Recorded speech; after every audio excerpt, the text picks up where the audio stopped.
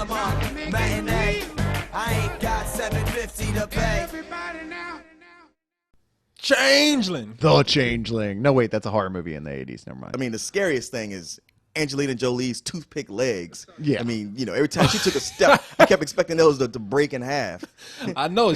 She looked like a changeling herself. What she was changing into, I don't know. She looks like an alien. She looks like something from Area 51. Mm-hmm. What this movie's about. It's directed by Clint Eastwood, by the way. Yeah. One of my favorite directors. Originally, it was going to be by Ron Howard, but he had to go do something else, and so Clint Eastwood stepped in. I think if it had been a Ron Howard movie, I wouldn't have felt like killing myself. Man, what has happened to Clint Eastwood? Used to be the name Clint Eastwood meant you was going to get an orangutan punching people. Yeah, it was comeuppance.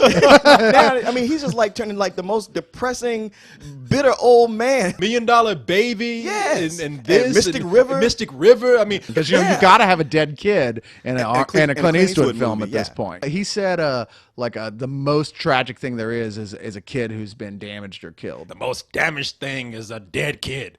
But what gets Oscars is a dead kid. This supposedly is based on a true story. No, it is really on a true story. It deals with the woman. Angelina Jolie plays a woman, Christy Collins. Yeah. And she leaves one day for work, promises her son, I'm going to come back and take you to the movies. And we're going to have a good old time. Of course, when you promise something to a kid like that, kid just signed his death warrant. You know? Well, yeah, I mean, I promise I'll be back. In the movies, when you do that, yeah, that kid's gone. So in this movie, she leaves her kid at home, comes back that night. Kid is gone, calls the police. Police say, wait 24 hours. Of course, kid doesn't come back. The police come out and help her out. Now, about 5 months. 5 months later, they say, Miss Collins, we found your boy. And they bring this kid off a train, and she's all, it's so cruel. She's all happy. She's like, oh my God, yes. And then, oh, wait a minute. Wait, that's not my kid. They keep telling her, oh yeah, this is your boy. She's like, no, yes ma'am, it is. No, it's take this motherfucker home. It's your kid. And so what you have here is a corrupt police department who just wants to really much make a good name for themselves for the public. All this is a publicity stunt almost. Yeah, we're talking about Prohibition era when the police wanted a cut of all the speakeasies and the bootleggings. Yeah. I will say the movie is as tragic as it is, as depressing as it is, and it doesn't help that the whole thing is just washed in gray. So I mean, you really do just want to kill yourself watching this. There are some really great performances in this film, and that's what made the movie for me, actually. I mean, even though here's my Angelina Jolie impression in this movie.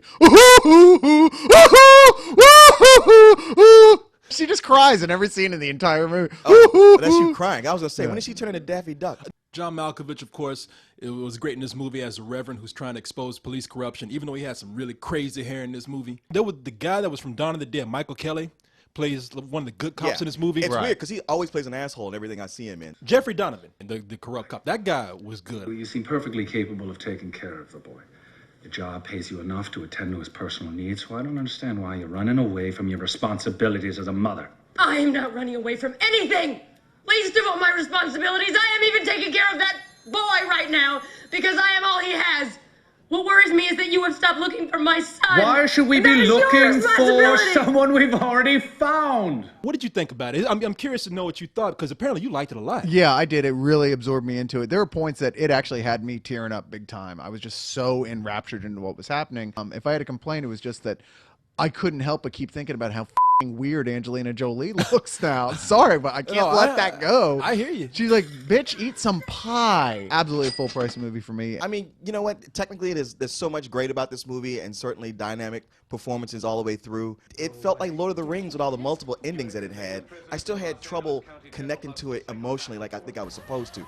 And I would give this movie full price, except it's like one of the best movies that I never want to watch again because it's just so unrelentingly dark. I agree with you. It's too long. And what I was saying with the dialogue is that it's just really melodramatic. Yeah. A lot of things in the movie are, and it just really pulled me out of the movie, made me see actors instead of characters. There were times when it was over the top enough that it even felt like a contrived horror film. But the performances and part of the story were gripping enough to bring me in, so I give it a matinee. This movie is so absurd almost, the way they just try to force this kid on Angelina Jolie's character. I said, you know what? It should have just brought like a black kid, like a little black kid, like Gary Coleman with a little hat on, and like they try to pull a Jedi mind trick, and they're like, this is the son you're looking for. And she's like, that shit gonna work. Take him! Trying to make it real. What you talking about, Willis?